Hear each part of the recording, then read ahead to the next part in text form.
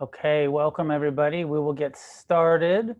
Anybody that's joining us for the first time tonight, welcome. We're in a series of talks on the Refuge Recovery book. My name is Noah Levine. I'm the founder of Refuge Recovery. And we spent the first 3 months or so going through the practice and philosophy of Refuge Recovery's 4 Truths and Eightfold Path of Recovery. And now we're in the practice of meditation, the guided meditations that are done at every Refuge Recovery meeting. Week by week, I'm going to take you through the guided meditations right out of the book. I'm not going to freestyle. I'm going to share the instructions that you share with each other at the meetings. And then we'll have an opportunity to meditate together and have some discussion. We're still on the first foundation of mindfulness. Last week, we started this meditation series with mindfulness of the breath. And tonight, we continue the first foundation with mindfulness of breath and body, where we begin to expand from the narrow focus solely on the breath to a more embodied awareness of our physical being. So I think let's just jump in, find a way to sit, and we'll begin the meditation. Mindfulness of the breath and body. Find a comfortable way to sit. Close your eyes and relax your body. Bringing attention to the sensations of breath. Continue redirecting the attention to the breath each time it wanders. Try to be as friendly and kind as possible to your mind's tendency to wander.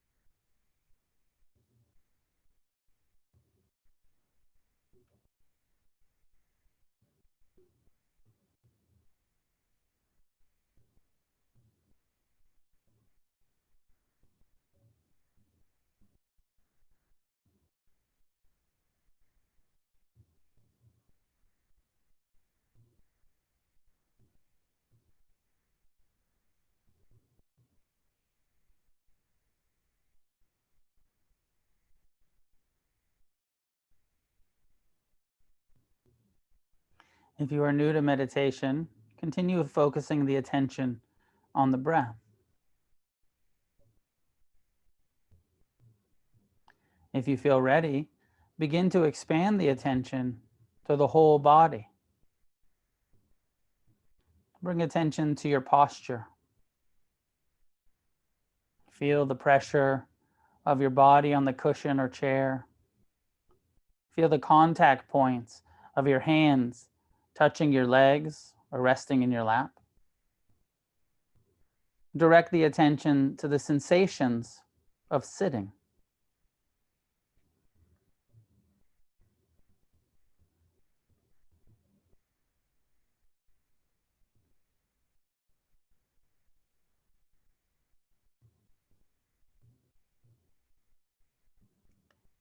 With the foundation of present time awareness as established by the continual returning of the attention to the breath and body, you can now allow the attention to expand, to include all of the sense doors.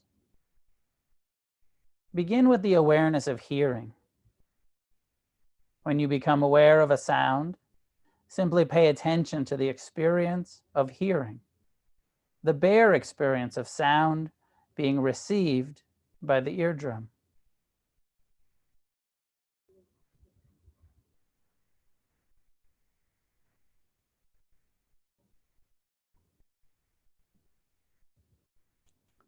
Although the mind wants to instantly name the object being heard, the direct experience is just variations of sound. Using memory and conditioning, the mind immediately tries to label the sound as a car passing by or the wind in the trees.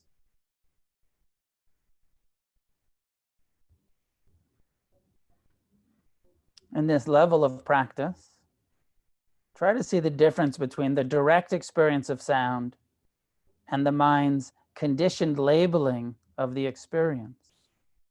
Keep it simple. It's just hearing.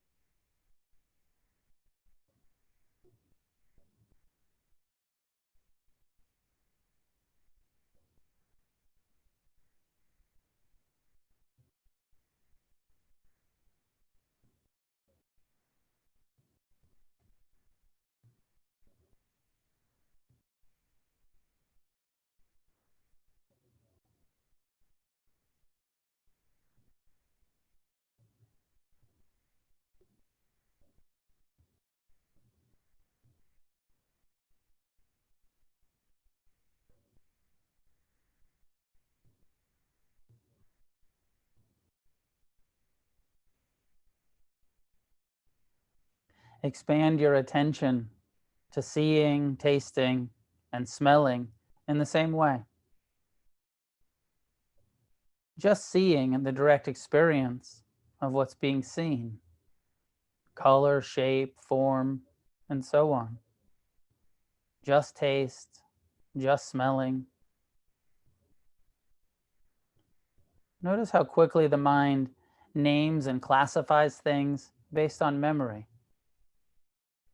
This level of mindfulness allows us to see how the mind is constantly trying to sort and name experiences based on memory, rarely allowing for new or fresh perspectives.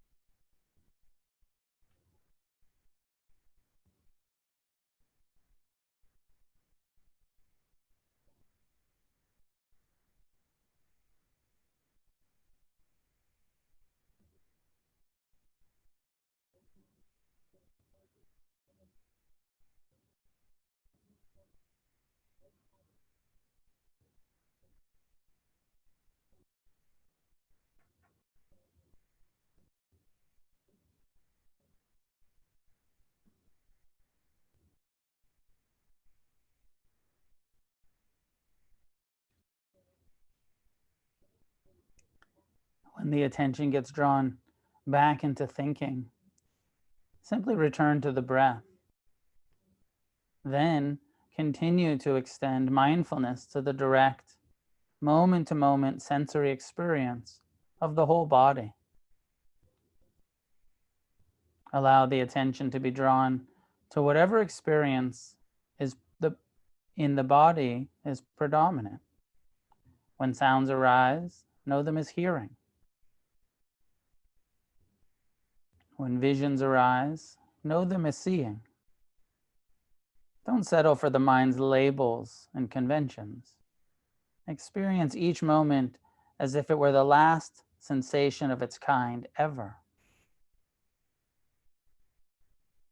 Bring a childlike interest and curiosity to your present time experience. What does this moment feel like? What is the temperature, texture, or pressure of this sensory experience?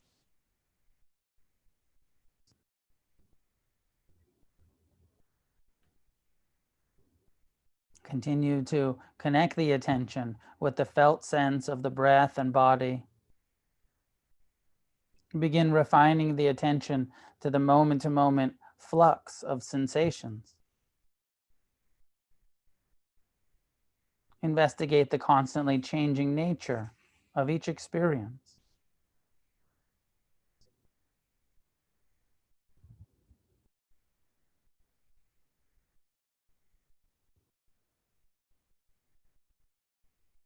With clear comprehension, receive the transient phenomena with non-judgmental awareness. Attempt to sustain awareness of the arising and passing of each chosen sensation.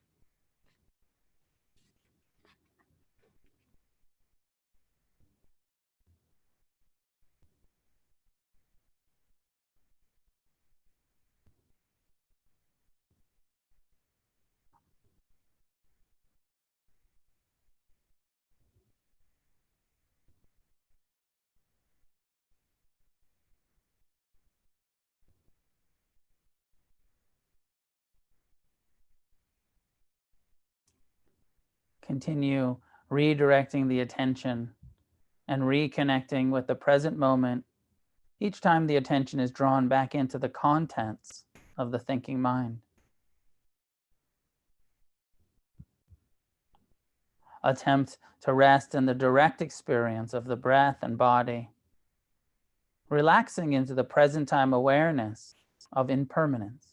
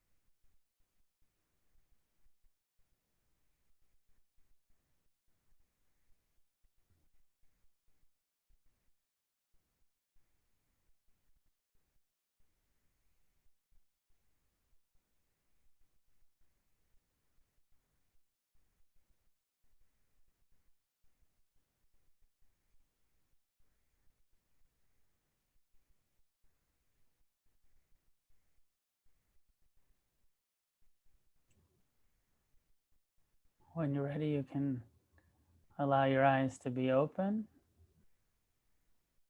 That's the end of the instructions for that meditation.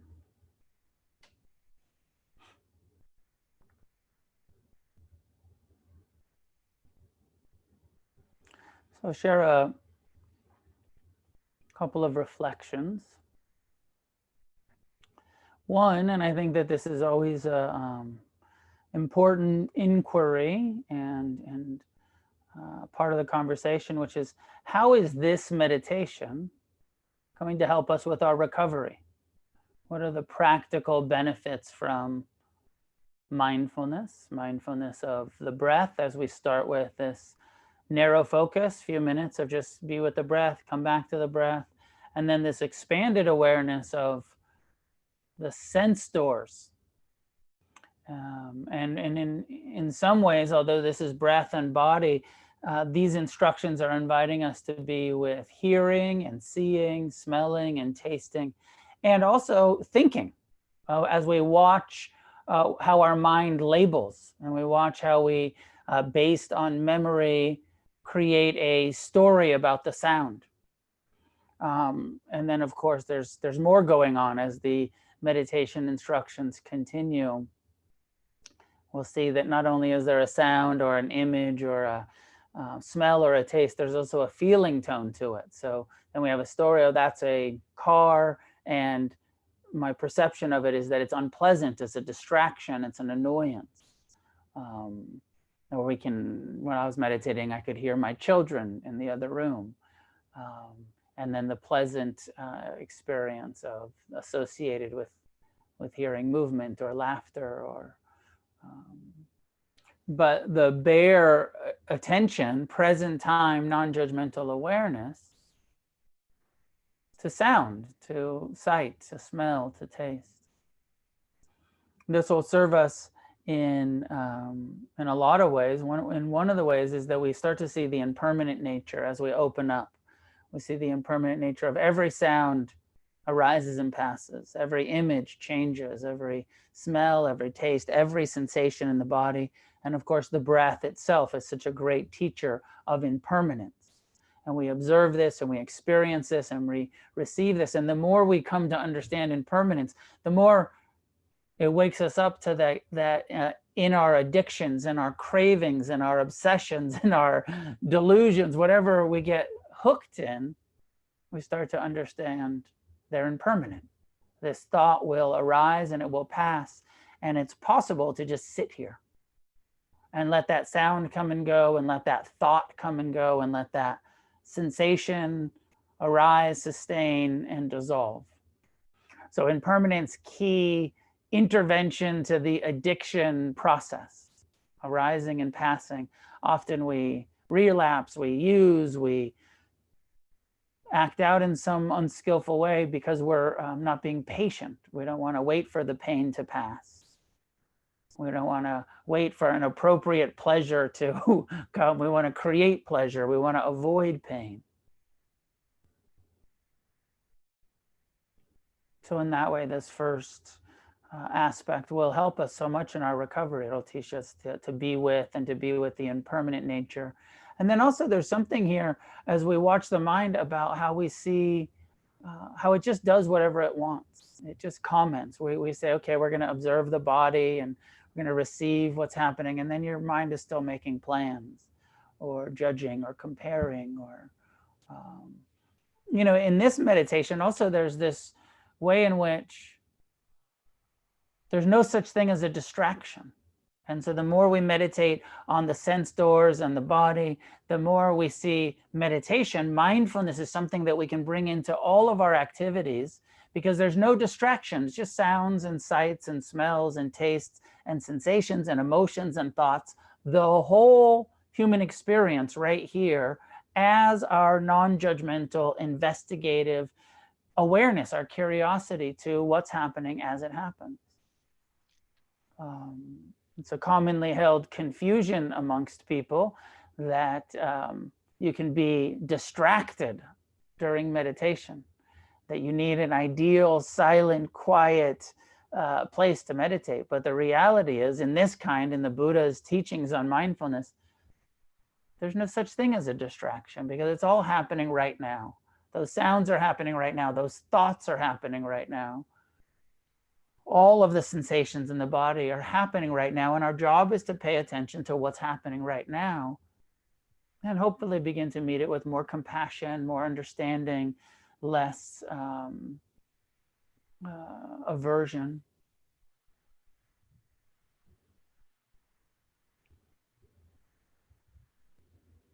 So in those ways, I feel like these are so supportive of our recovery. And then, the more we meditate, the more wisdom we develop about how the mind works, how craving, happens all by itself, and how it's impermanent. And we develop more renunciation, more ability to sit with what's happening rather than reacting, more of this response ability, this ability to respond wisely to what's happening as it's happening. These instructions reminded me, and I'll try to be concise and brief about this, but reminded me of a story from the time of the Buddha. It's a sutta called Bahiya of the Bark Cloth. Bahiya was a contemporary to Siddhartha Gautama, to the Buddha. He had a following. He was a kind of a guru, a sage. He was a meditation teacher, whatever he was. And but he lived far away from the Buddha. The Buddha was in sort of north central India, and I think he was out on the coast, like by Calcutta. But he had heard about the Buddha, and internally he had some doubt. He had a lot of followers, and he was thought to be an awakened being, but he wasn't quite sure. He was kind of had this internal, like, am I awake, or am I fully liberated or not? He said, but I heard about this guy, the Buddha, who is rumored to be fully enlightened. So I want to meet him, and I want to get some teachings. I want to see if it matches up with my own direct experience, where my own practices have brought me. So he travels, for days, weeks on foot, as they were doing in those days, especially the wandering monks, spiritual practitioners. And he finally catches up with the Buddha, but he catches up with the Buddha right before midday. And Siddhartha is out on alms round. He's out, as he did every day, going into the villages, begging for lunch and allowing the villagers to come and put some food in his bowl and give him his daily meal.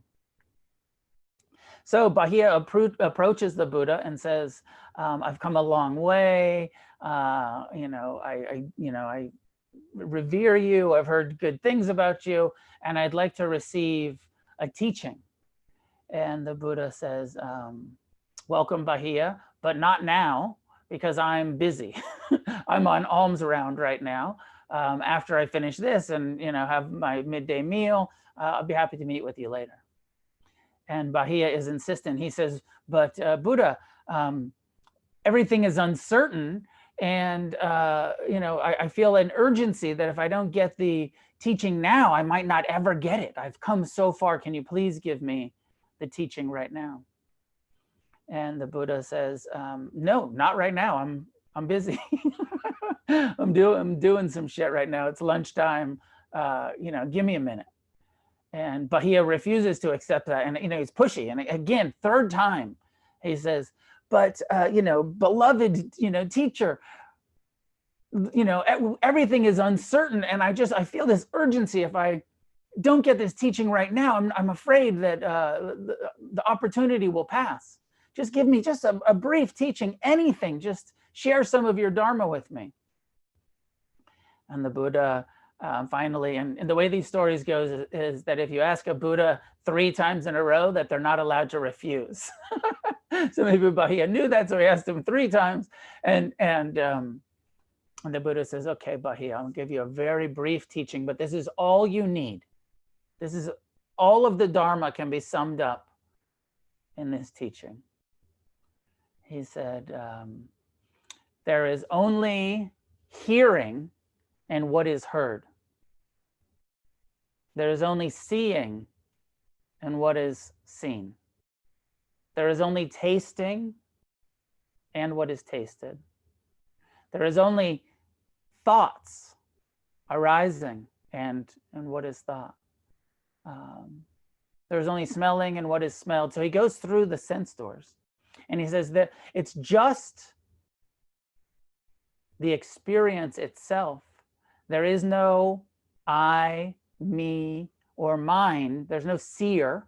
There's just seeing. There's no hearer. There's just hearing. There's no thinker. There's just thoughts arising and passing. There's no permanent, solid self to be found in this human experience. And the light bulb goes on and Bahia gets it. He's like, yes, thank you, beloved Buddha. And the Buddha says, okay, if you still want to chat later, I'll be around. And goes along on his alms around. And Bahia walks off having attained arahantship, gotten the teaching, seeing through the impermanent, impersonal, unreliable nature of existence. He's a fully awakened being. And right then, a rabid cow stampedes through the village, barely misses the Buddha, and runs over Bahia and kills him. An enlightened being. And, the teaching both shows that the Dharma can be quite simple. We don't have to overcomplicate it. And it also shows the urgency and the wisdom of Bahia's death is certain, but the time of death is uncertain. Get the teachings now, apply them now, don't put it off.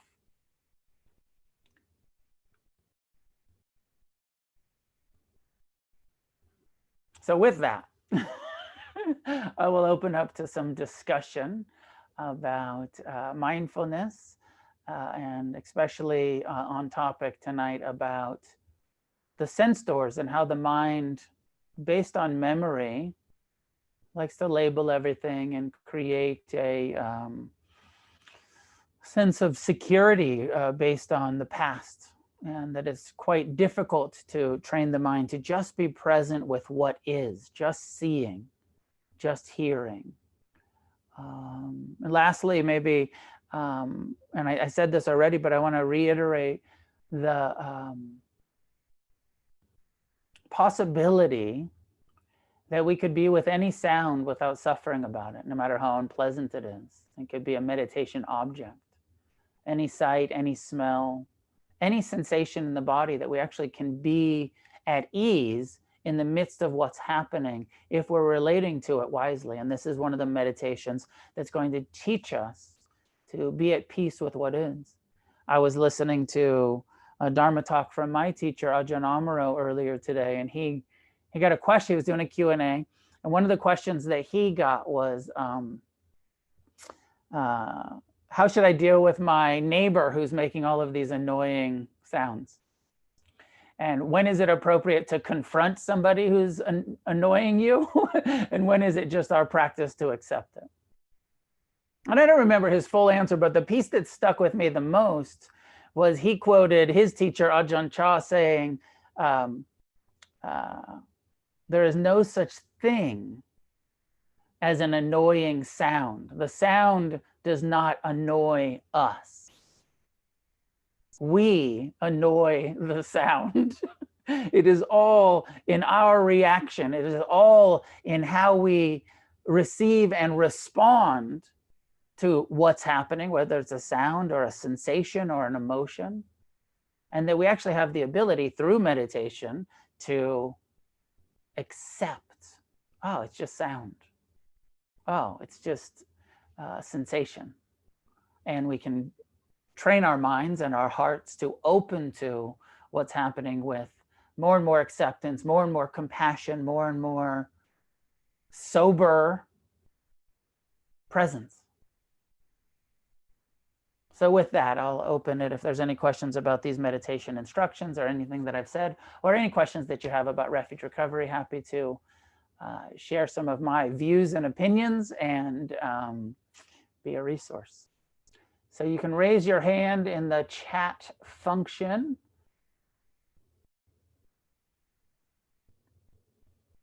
Tess, I see your comment about somebody grinding trees outside while you were meditating. How fortunate for you to have that opportunity to be with that sound. And really, like, if we can reframe what often we think of as like, oh, this is an annoyance, of, oh, this is an opportunity. This is an opportunity to see my mind. This is an opportunity to be less reactive, to be more patient and more tolerant and more compassionate. The more we develop that, the more likely we are to stay sober when life gets really difficult. Get good at being with the little discomforts so that when the big discomforts come, we have more compassion for them. Loretta, I will call on you. You can unmute yourself. Hi, thank you. I wasn't sure if there were any rules for questions. It sounds like there's not. No, whatever you want to ask, go ahead. Okay, all right. So I'm new to this, and I like the ideas. I'm having some difficulty in my own personal renunciation of some behaviors. Do you think I should try to work through the questions as part of that, or should I wait until I'm able to do that to work through the questions? So let me make sure I understand the question. Is the question, should you or should we be fully abstinent before we do the inventory? Yes. That's the more concise way of saying it. Now, is this like you're abstinent from some things but not other? Or is this the primary addiction we're talking about, or secondary, or? I mean, I'm dual addicted, so one of the primary addictions. You know, there is, you know, we were looking at this the other day where there is a suggestion early in the book that says, first establish abstinence and start your meditation practice.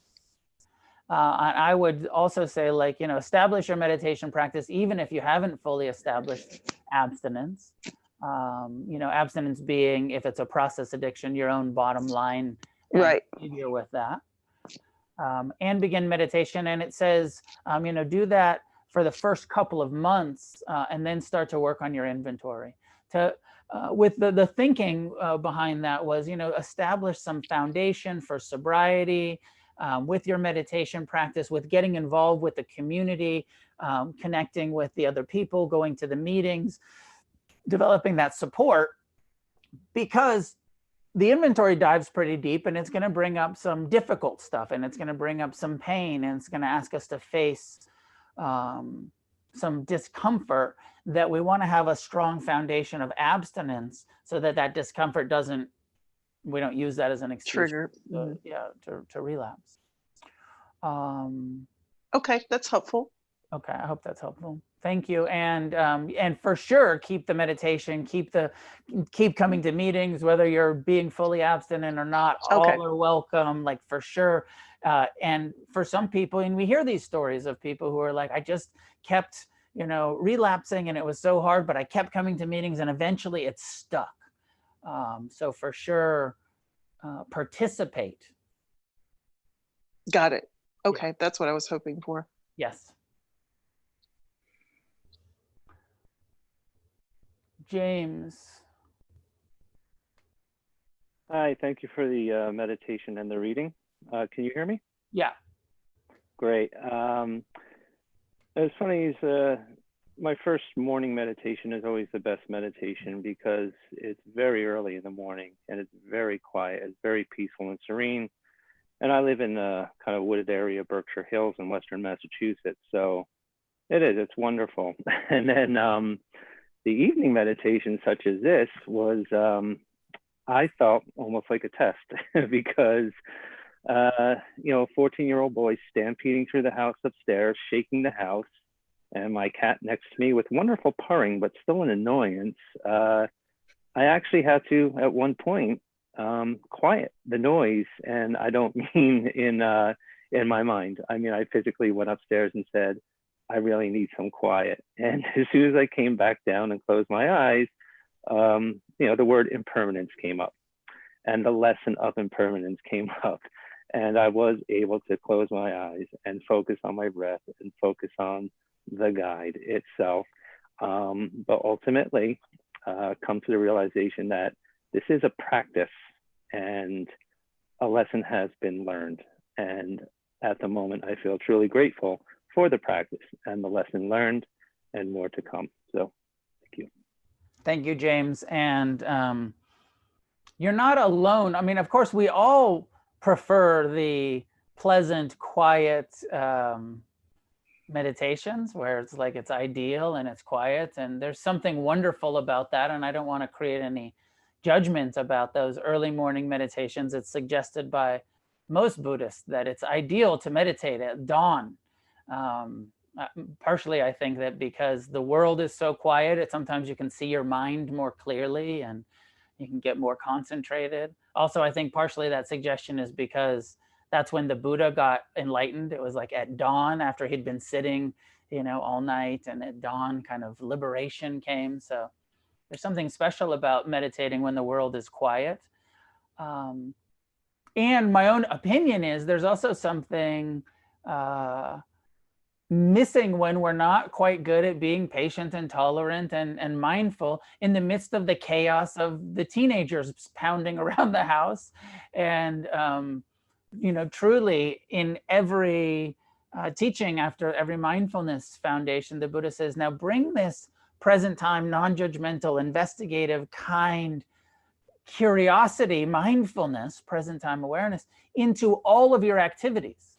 Not just when the world is quiet, not just when we have a rarefied experience on a meditation retreat, but out into the streets, out into the office, out into the chaos of our home life, wherever it is, mindfulness. So something very useful. And I know you got that for this. I'm glad you did. I'll share one other thing is that when I was in my early 20s and I went to Asia for the first time, and I went to Thailand, and I went to Burma, and I went to India and Sri Lanka, and I did this whole pilgrimage. And I can remember going on this trip feeling like, okay, I'm going to like where Ajahn Chah was. I'm going to where Mahasi Sayadaw's retreat, like, these people I'd built up as like the lineage and these enlightened, awakened Buddhist masters. And I went expecting this Shangri-La experience of forest meditation centers. And the reality is I got there and it was loud and there was dogs barking and there was construction and there was loud, I remember being on a retreat in India and these loudspeakers everywhere. And it's fucking chaos, loud, annoying. Like it was quieter at my apartment in San Francisco than it was at those retreat centers in Burma. And what a great teaching that was for me. And, kind of talking to the monks and of like, oh yeah, no, it's just sound. We're just practicing with sound. We're not trying to avoid reality. We're trying to come to peace with reality. And sometimes reality is quiet and enjoy that. And sometimes it's loud and chaotic, and be at ease in the midst of that is our goal. Christine.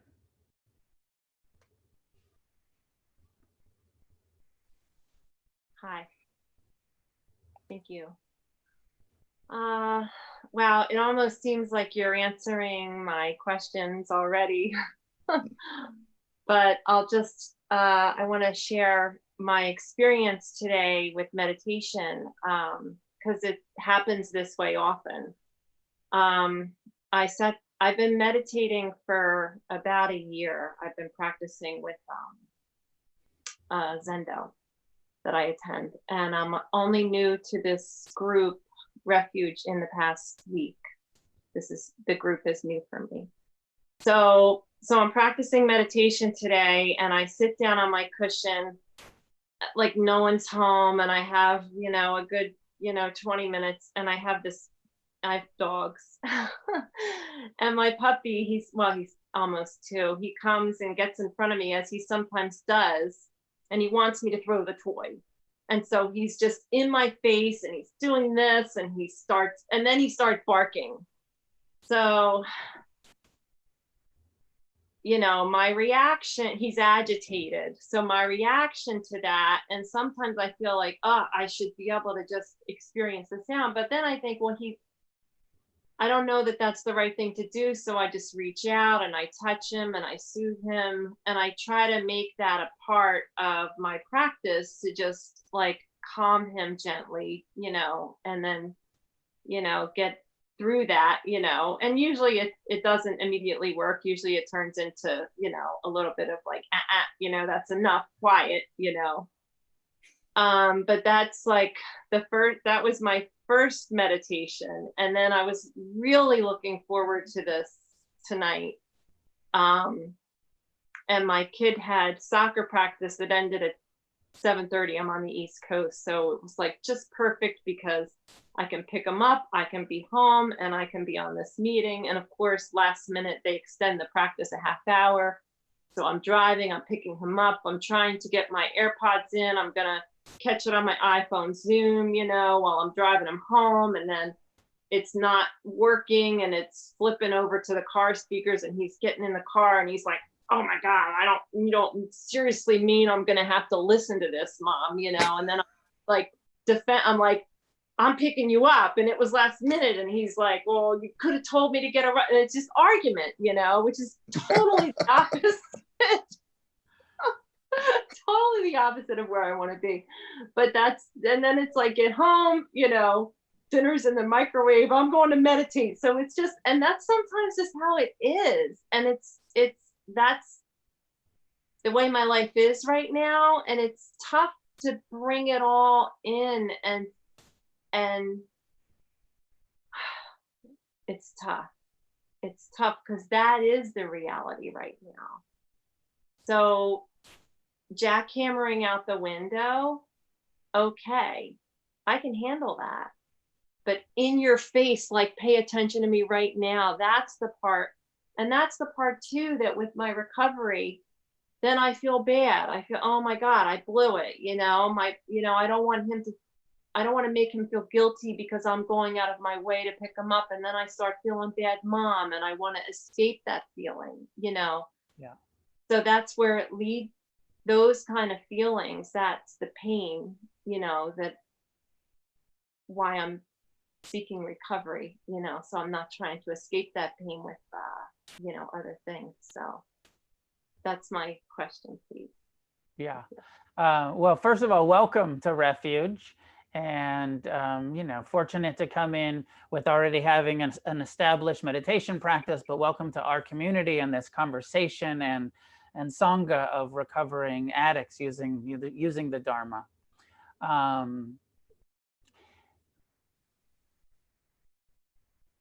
My sense is, one of the things that came to mind is just this reframing of, yes, when we can do a formal silent sit like you did in the morning, like, and you can do that and the kids are asleep or whatever's, you know, like the dogs are, when you can do that for sure. And it's important for us to do that and have a disciplined, regular practice.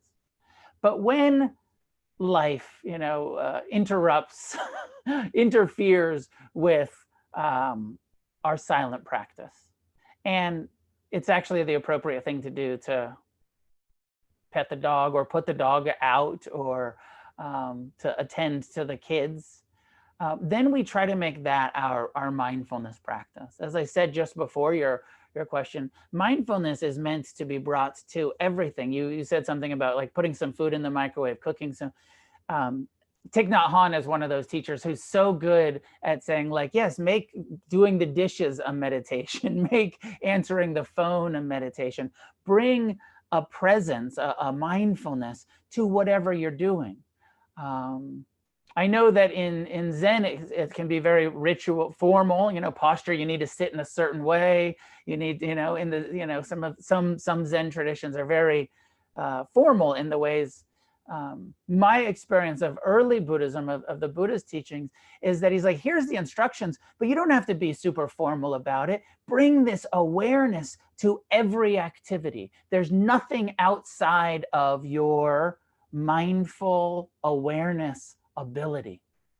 And so if you just say, you know, just take that pause, which is like, rather than this being a burden, this is actually my spiritual practice right now. This is my recovery practice, tending to the children, tending to the dogs, tending to the house, tending to the laundry, tending to, the traffic, whatever it is, so that it's not, I got to hurry home and meditate, but I'm going to bring my meditative awareness to the process of getting home, getting the kids squared away, getting the dogs exercised or whatever it is.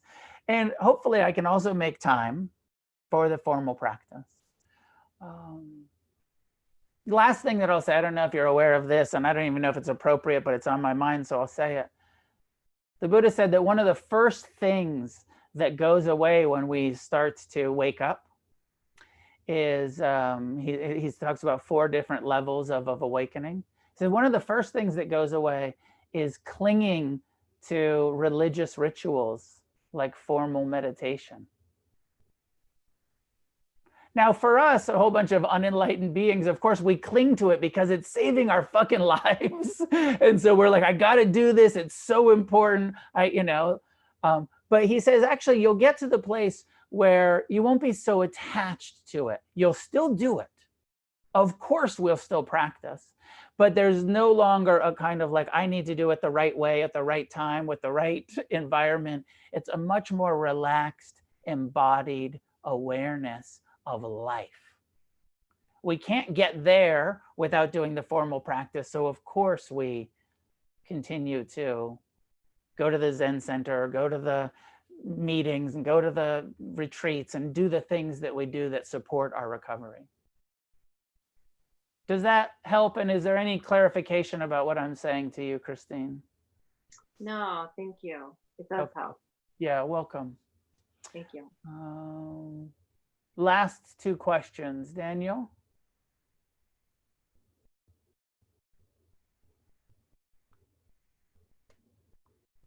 Anyway, so I didn't realize I was muted.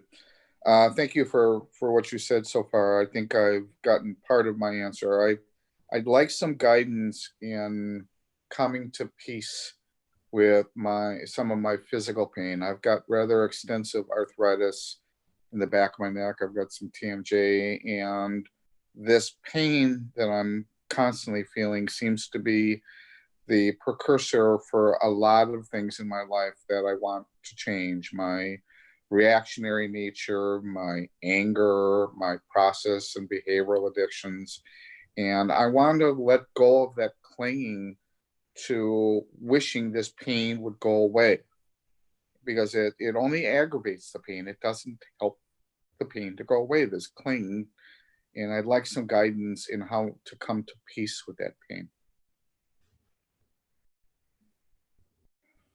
Well, I feel like the first piece is that you're well on your way because you've already identified it and you've set the intention, because that's the first, that's the turning point of just the question. I want to have less aversion and more acceptance. Yes. It's, just having that aspiration is radical, because most people don't even know that it's the hatred of the pain that's the actual problem. Okay. Right. So you already know that. You already know, oh, there's pain, and then there's my relationship to it. And you see that I, all of us have some limitation into how much compassion we're actually able to. We know that compassion's the answer, right? I hear it in your question. I know compassion is the answer, acceptance, love. I get it. That's the answer, but I can't quite do it yet. Yeah. We do it through the repetition of, slowly moving the needle from I hate this to I hate it, but I tolerate it a little bit. I tolerate it a little bit more. I'm feeling a little bit more merciful towards it. I'm starting to actually care about my own pain until the needle moves all the way over to compassion. But that happens through the sitting meditation, the walking meditation, the saying, the kind of fake it till you make it, where you say to your pain, I care about you, even though the back of your mind is like, he doesn't. Yeah. He totally doesn't. But you keep, you keep saying the compassion phrases, you keep saying the loving kindness and the forgiveness. Okay. I don't know if it's not in the Refuge program, but advice that I was given that I found helpful, going a little off script here, is to actually send the loving kindness phrases and the forgiveness phrases directly to your chronic pain. Okay. Saying to your pain, I forgive you. Saying to your pain, may you be at ease, or may I be at ease with the pain. Okay. Okay. And actually treating it like a guest, an Okay. annoying, unpleasant to live with roommate. Okay. Okay. Is part of what you're saying is that I learned to accept it? I mean, you said it. You know that. You said it in your question. You know, you have to accept it. Okay. Yeah. Because you live with it. Yeah. Yeah. Yeah. We have to. It's not going away. Yeah. Yeah. I mean, the Dharma teaches us, yes, avoid avoidable suffering, but there's these levels of pain and aging and sickness and difficulty that are unavoidable, where compassion and acceptance is our only hope. Okay. Thank you. Welcome. Thank you. Yeah. Mike, last one. Thank you, Noah. You talk about present time, non-judgmental, kind, investigative awareness. At work, I've been using that a lot, and because of the stressful nature of what I do, I used to have a lot of aversion towards certain situations. But now what's happening is I have that investigative awareness, and I'll use compassion, mindfulness, and kindness towards situations that I used to be just completely aversive to, like 100%. And I'm finding when I name aversion, when I name it and I acknowledge it, and I sit next to it, it seems to go away. And the things that used to make me aversive aren't making me aversive anymore. And I'm not doing it. That isn't like happening 100% of the time, but it's happening more frequently than it did in the past. And it's just something lately that I've been noticing and been grateful for. And then when you talked about the sense doors, and you talked about, there being no I, no me, no self, and there's thoughts, and there's a mind, and there's hearing and tasting and seeing. And I think out of any belief system or anything I've ever been privy to or subjected to or like looked into, that's the most fascinating and powerful, and it makes sense. It makes sense to me, that whole thing. And I think I brought this up with you before, and I definitely need to watch this. Like Ram Dass has this movie called Becoming Nobody, and I think that gets at anatta and no self, and I guess just having that open awareness and presence, and I don't know, I find the more that I do that, the less that bothers me. And obviously the world's on fire, and we talk about that through discernment, like the world's always been on fire, and everything's fluid and in flux, and change is a constant. But with the Dharma, with the present time, non-judgmental investigative kind of awareness, you can sit down in the fire.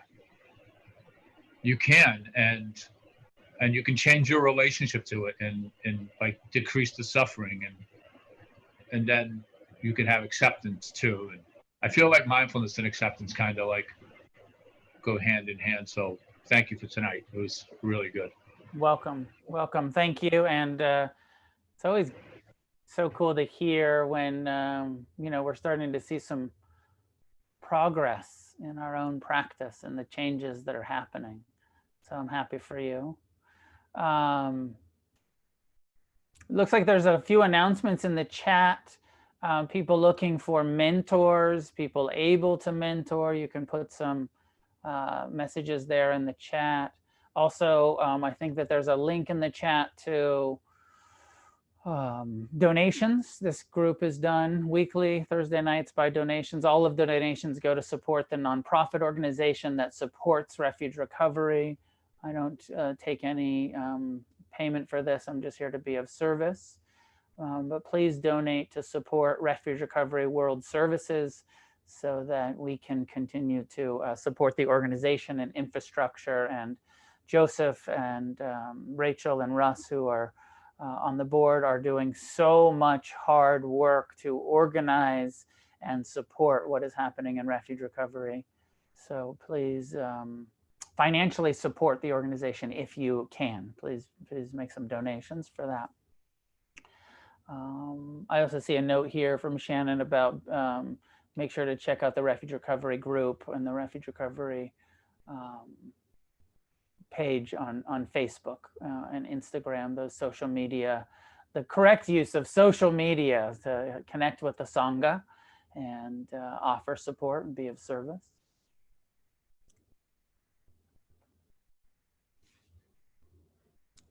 May any goodness that comes from our meditation practice and our discussion of Dhamma be shared outward in all directions. May each one of us recover and make this form of recovery available to everyone who's interested in wanting it. Together, may we create a positive change on this planet. Next week, we will be doing, what's the preview? The next meditation is feeling tone. We'll start on page 239 next week. Mindfulness of the feeling tone. So important. Everyone's going to get enlightened. See you guys next week. And thanks for being here.